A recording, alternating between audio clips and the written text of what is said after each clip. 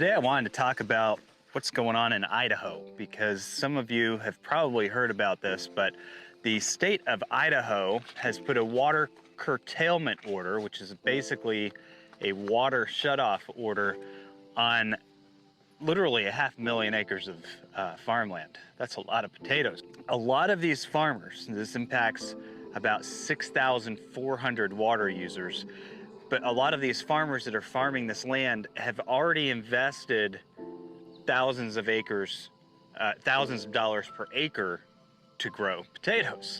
Good morning, everyone. My name's Trevor Belknap. I operate a family farm, a fifth-generation family farm in the Snake River Valley of eastern Idaho. And I just wanted to visit with you for a minute about the impacts of the water curtailment order that's been issued by Director Weaver from the Idaho Department of Water Resources. The situation in which we find ourselves is about as bad as it gets. Not only will we be out of business, many other businesses will be highly impacted, and you, as my friends and neighbors, will also be impacted because we're so interconnected.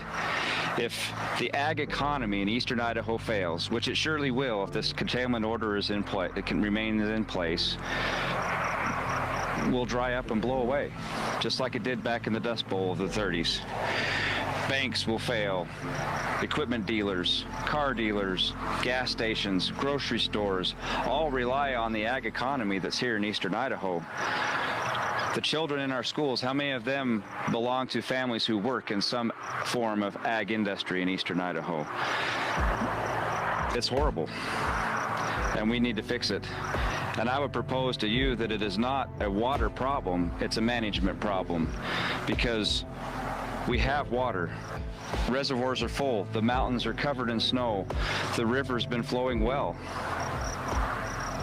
So why now? Why, after we've planted our crops, we have crops in the ground, they're already growing. Now, in the middle of June, they pull a curtailment order to say, you must cease pumping water.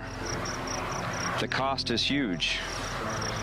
An acre of potatoes costs upward of $4,000 an acre to grow. How will that ever be recovered? They will not grow without water. And what will that do to everyone else that's reliant upon us in this area and the state of Idaho?